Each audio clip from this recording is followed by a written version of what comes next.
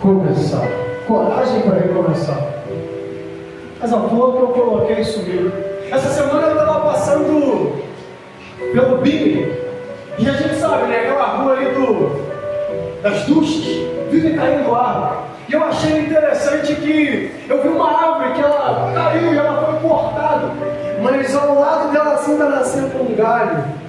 E alguém, eu acredito que da prefeitura, foi lá e amarrou aquele galho para que ele não caísse e está tentando sustentar aquele galho. Eu falei, que mensagem forte essa árvore está me passando.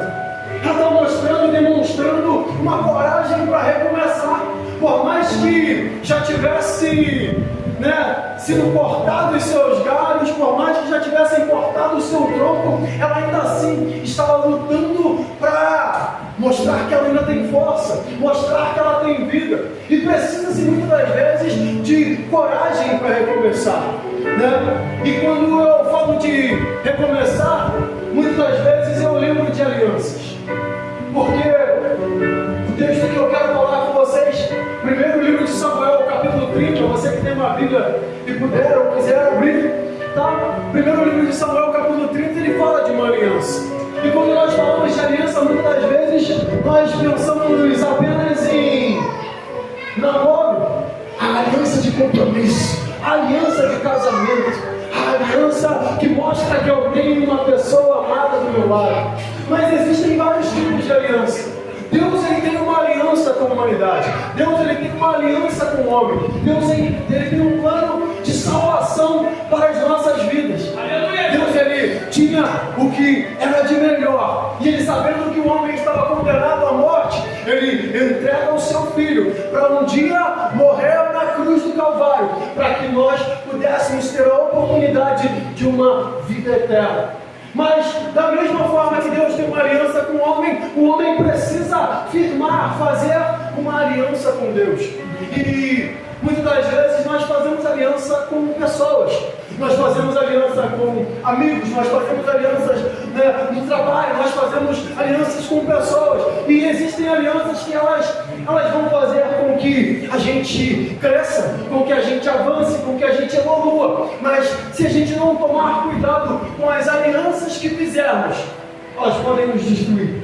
Elas podem fazer com que venhamos fugir, sumir, perder o propósito de Deus para as nossas vidas. E é exatamente o que acontece com Davi nessa história. Primeiro livro de Samuel, capítulo 30, versos 1 ao 6, quero compartilhar com vocês. 2 dias depois, Davi e os seus homens chegaram a Ziclag e a sua cidade. Enquanto ele estava fora, os amalequitas tinham invadido o sul da terra de Judá e atacado a Ziclag. Eles queimaram a cidade, prenderam todas as mulheres, não mataram ninguém, mas foram embora e levaram todos como prisioneiros. Quando Davi e os seus homens chegaram, viram a cidade tinha sido queimada, e as suas mulheres, os seus filhos e as suas filhas haviam sido levados embora, sequestrados, raptados. Então Davi e os seus homens começaram a chorar, e choraram até não ter mais forças. E as duas mulheres de Davi, Ainoã, de Jezreel, e Abigail, a viúva de Nabal, da cidade de Carmelo, também haviam sido levadas.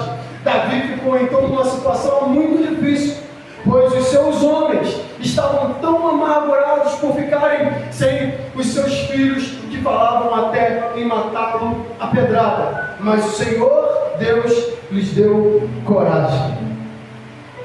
O texto que nós lemos, ele mostra a derrota de Davi. Ele mostra uma grande derrota que Davi está enfrentando, porque ele fez uma aliança errada. Davi ele se aliançou no capítulo 27 de 1 Samuel, você vai ver que ele se aliançou com o rei dos filisteus. Ele estava fugindo de Saul, e aí ele faz o que? Para se esconder, porque ele talvez não tinha pensado em uma outra solução. Ele vai para a terra do inimigo, se esconde, se refugia com o inimigo, e faz uma aliança com o rei errado, faz uma aliança com a pessoa errada. E muitas das vezes nós somos assim. Nós fazemos alianças que elas parecem boas para nós, ou que nós estamos procurando, muito obrigado, o que é melhor para mim, o que Pastores se vendem porque pensam, o que é melhor para o meu ministério? Eu vou me aliançar com isso e acaba se perdendo. Né? Pessoas se vendem porque, não, isso é o melhor para mim. Muitas das vezes fazem alianças erradas para que eles possam se proteger, para que eles possam ter mais dinheiro, para que eles possam ter a tão desejada segurança financeira. Então as pessoas acabam fazendo alianças e esquecendo aquela mais importante, a vontade de Deus. Será que essa aliança é da vontade de Deus? E Davi, ele acaba tendo um problema agora, gigantesco, que a sua família e a família de 600 dos seus soldados foram sequestradas, a sua cidade estava queimada, completamente destruída, por uma aliança errada que aquele homem fez. E eu quero que você aprenda comigo, com essa história nessa noite, algumas coisas. O que nós podemos aprender com Davi nessa história? Subiu o Davi também. Eu botei um Davi bonito, aquele da novela da Record, ele estava chorando. E a primeira coisa que eu disse é, primeiro que precisamos entender e aprender com isso é, somente chorar não ajuda a recomeçar. E os seus homens, eles choraram até não ter mais forças. Só que a gente precisa entender, Davi, ele chorou, mas ele não apenas chorou, ele simplesmente, num determinado momento, você vai ver que ele vai atrás do sacerdote, ele pede a estola sacerdotal e coloca e vai buscar ao Senhor. A atitude de Davi é, ei, eu preciso fazer algo, eu preciso buscar ao Senhor, eu preciso tomar uma decisão, porque a minha família vai ser sequestrada, a minha casa está destruída, existe algo que eu possa fazer, e o único que pode resolver o meu problema agora é Deus. Ele tinha feito uma aliança com um rei terreno, que gerou uma consequência horrível para ele, mas agora ele se volta ao Senhor e vai orar, e entende que ele precisava ter novamente aliança com Deus. Quando leu a história de Neemias vê que o povo tinha sido raptado, sequestrado, estava agora cativo na Babilônia, e ele vê que estava tudo destruído. Ele se assenta por alguns dias, chora, e a Bíblia diz que ele ora, jejua, e aí sim, ele se levanta e vai falar com o rei. Ele sabia que o rei teria a solução para ele. Ele sabia que o rei teria a solução para que ele pudesse restaurar os muros da cidade, para que ele pudesse fazer algo e resgatar o seu povo. Então, é necessário muitas das vezes a gente ter uma iniciativa. É necessário muitas das vezes a gente fazer algo para que a gente não fique completamente perdido. Quando eu ouço a história de Lázaro, para quem não conhece, foi um amigo de Jesus. Amigo de Jesus, que Jesus estava a praticamente algumas horas dele. Mas avisaram para Jesus, o teu amigo Lázaro está doente, ele está enfermo, ele está à beira da morte. Mas Jesus fica ali, sabendo que o amigo estava à beira da morte. E Jesus só aparece lá 4 dias depois. Aí, Lázaro estava morto. E a Bíblia vai dizer, Jesus chorou. Jesus chorou. Mas, na mesma hora, eu vejo que Jesus, ele tem uma iniciativa. Jesus, ele pega, ele ergue os olhos aos céus e ele agradece a Deus. Senhor, eu te dou graças porque o Senhor tem me ouvido. Eu vejo nessa história, Jesus, ele está agradecendo. Jesus, ele está agradecendo por um milagre que ainda não aconteceu, mas ele já está dando graças. E eu aprendo com isso, muitas das vezes você está passando numa situação difícil, muitas das vezes você está enfrentando uma tempestade na sua vida e não sabe o que fazer. Comece a agradecer ao Senhor. Fala, Senhor, nas montanhas e vales, nos desertos e mares, eu irei te adorar. Não importa as circunstâncias, não importam as dificuldades, não importa o que aconteça, Senhor, eu quero viver o que o Senhor tem para mim. Por mais que eu esteja vivendo isso tudo, eu quero louvar e engrandecer o teu nome, porque eu sei que o meu milagre está nas tuas mãos. Aleluia. O meu milagre vai ser gerado hoje, para que eu possa conseguir conquistar tudo aquilo que o Senhor prometeu. Aleluia. Tá? Então, a gente precisa entender, somente chorar não resolve. É necessário uma ação. O que você faz no momento de dificuldade? O que você faz no momento em que você está enfrentando, né, situações adversas na sua vida? O meu conselho para você hoje: busque o Senhor, porque Ele quem tem a solução. Muitas das vezes a gente vai chorar com o vizinho, a gente vai chorar com um amigo, a gente vai chorar com pessoas erradas, mas aquele que tem a solução, Ele está perto de você, dizendo: aleluia, filha, eu estou com os ouvidos abertos a te ouvir, eu estou com os braços abertos a te receber e mudar o quadro, mudar a tua história. A Bíblia diz que o choro pode durar uma noite, mas a alegria ela vem pela manhã.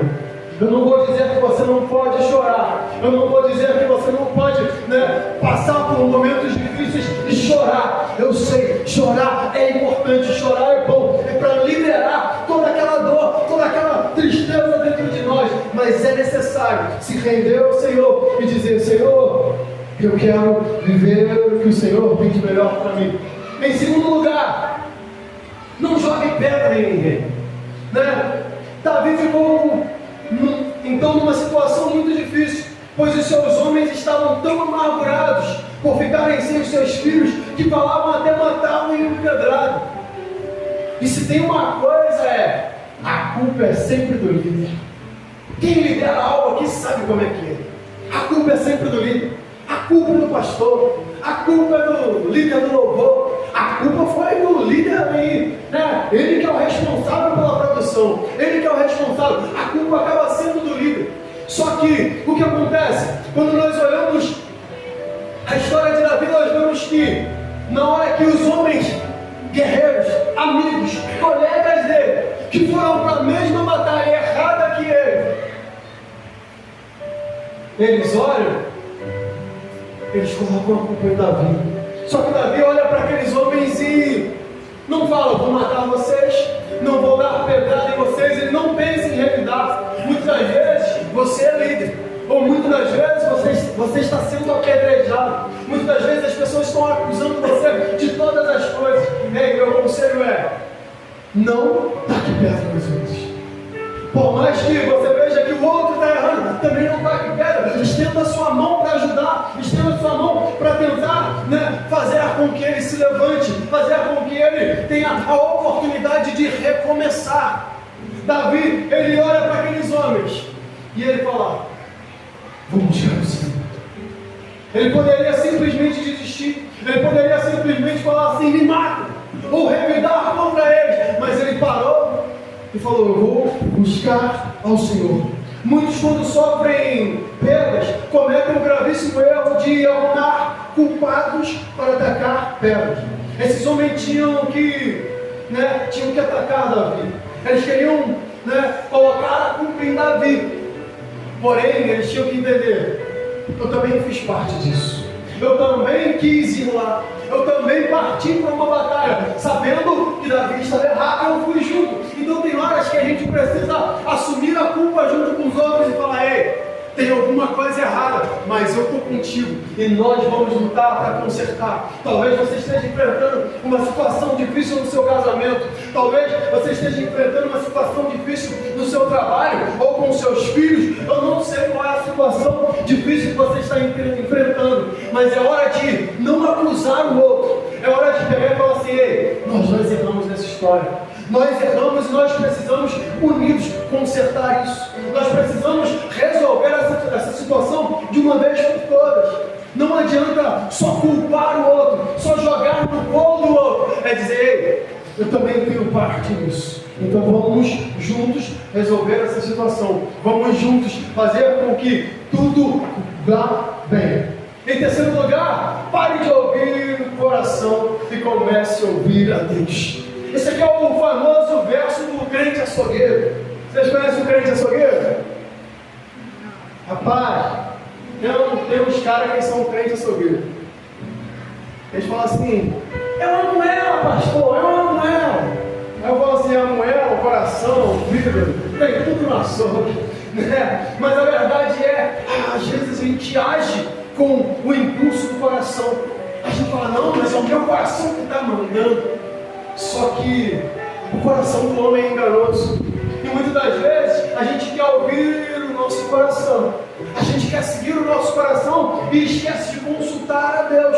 Esquece de consultar aquele que realmente tem o caminho certo para cada um de nós. Veja o que diz o verso 8. Agora Davi estava errado, porque ele seguiu o coração e foi atrás do rei dos filisteus. Então Davi perguntou a Deus: Ô Senhor, devo ir atrás dos invasores? Conseguirei pegá-los? Deus respondeu: vá atrás deles, você os pegará e libertará os prisioneiros. Davi cometeu o erro de se juntar com o rei dos filisteus, porque não consultou o Senhor, ele ouviu o seu coração. Jeremias capítulo 17, verso 9 diz: enganoso é o coração, mais do que todas as coisas, e perverso, quem o conhecerá? O coração é enganoso, e mais do que todas as coisas, perverso. Quem é que conhece o coração? Pastor, mas é que eu segui o coração. E muitas das vezes nosso coração, ele vai inclinando para as coisas do mundo. Ele vai inclinando para as coisas que são boas aos nossos olhos. Mas era tão bonito, mas era tão gostoso, mas parecia tão legal. E de repente, era uma armadilha. E de repente, era algo que fazia com que fez com que a gente caísse no buraco, que a gente afundasse no fundo do poço. Ficar ouvindo o seu coração pode ser o que está te atrapalhando de viver o recomeço que Deus tem para a sua vida. Tantas pessoas, elas têm mágoas do passado. E eu conheço pessoas que estão casadas há mais de 10 anos, com mágoa do namoro de 20 anos atrás. E a pessoa não consegue se dar bem dentro do próprio casamento, porque é um ex-namorado, porque é uma ex-namorada. E aí a pessoa tem dificuldades para se entregar de coração para o próprio casamento, para viver aquilo que Deus tem para ela, para mudar a vida dela dentro de casa. Aí ela está presa a um erro lá do passado. Meu coração diz que se eu me entregar, ele vai me magoar novamente. Mas a pessoa já está casada há 10 anos. O marido já provou que ama, já casou, já cuida. Mas a mulher ainda está muitas das vezes guardando a mágoa do namoro antigo. E homens da mesma forma. Então é necessário você entender que muitas das vezes o seu coração está atrapalhando você ter a vida, a chance do recomeço. Isso é muitas das vezes no ministério, isso é muitas das vezes num relacionamento entre amigos, isso é dentro da igreja. Não. Quando eu era da igreja, eu era o ministro de louvor, eu tocava bateria, eu cantava, eu fazia, eu pregava. Mas um dia aquele pastor barrigudo, ele pode ser eu. Era um pastor barrigudo, ele pegou, ele fez, aconteceu. Aquele líder me machucou, aquele líder fez isso, aquele líder fez aquilo. E aí a gente não consegue se entregar novamente para Deus, viver os sonhos, os projetos que Deus tem para nós, porque estamos guardando ressentimentos do passado. Em quarto lugar, renove o seu ânimo em Deus. Verso 9: então Davi e os seus 600 homens saíram, e quando chegaram no ribeiro de Besor, alguns deles ficaram ali.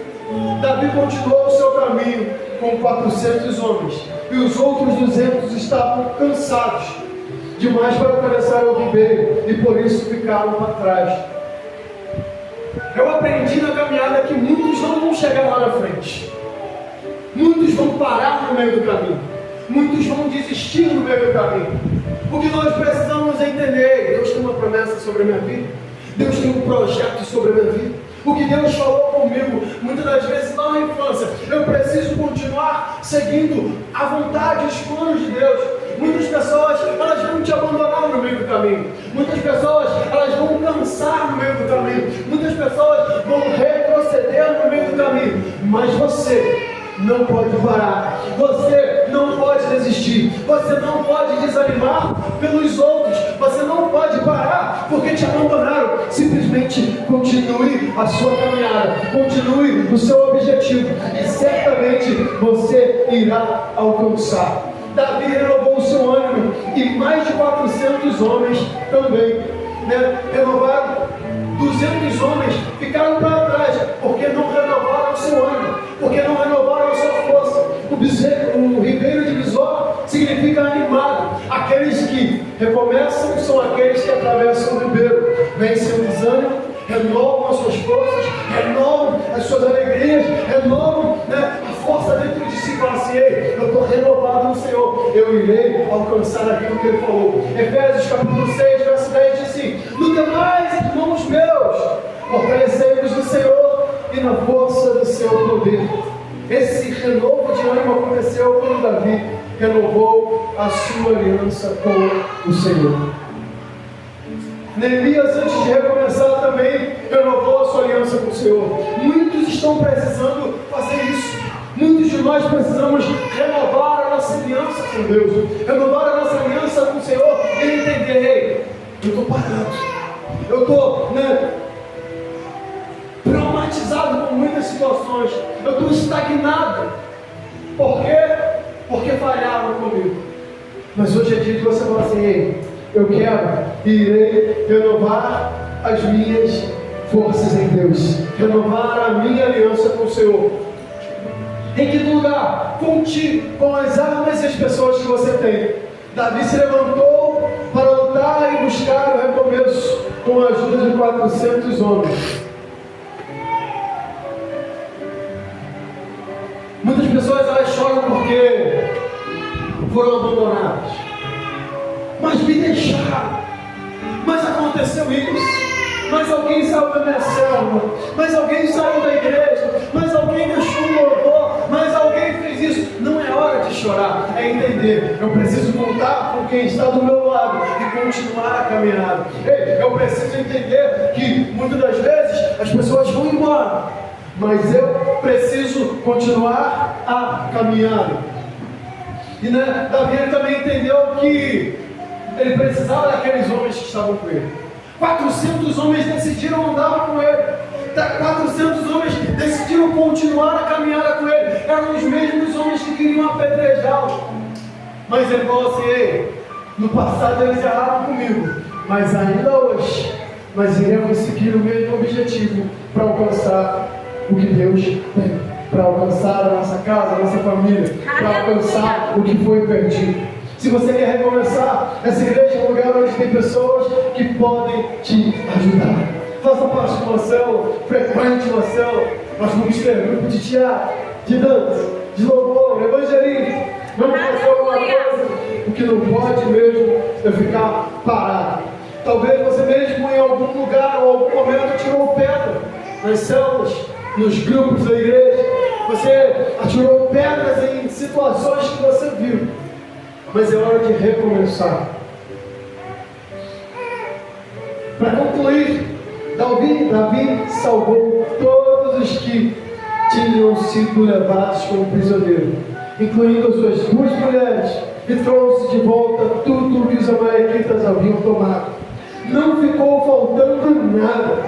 Davi levou de volta todos os filhos e todas as filhas dos seus homens, e todas as coisas, grandes e pequenas, que os amalequitas haviam tomado. Levou também Davi as ovelhas e todo o gado. Então os homens de Davi levaram a ele seus animais e disseram: estes animais são seus. O interessante desse texto é que aqueles homens eles tinham abandonado Davi, mas Davi ainda assim falou: eu vou restituir a família de vocês. Trouxe a família daqueles homens.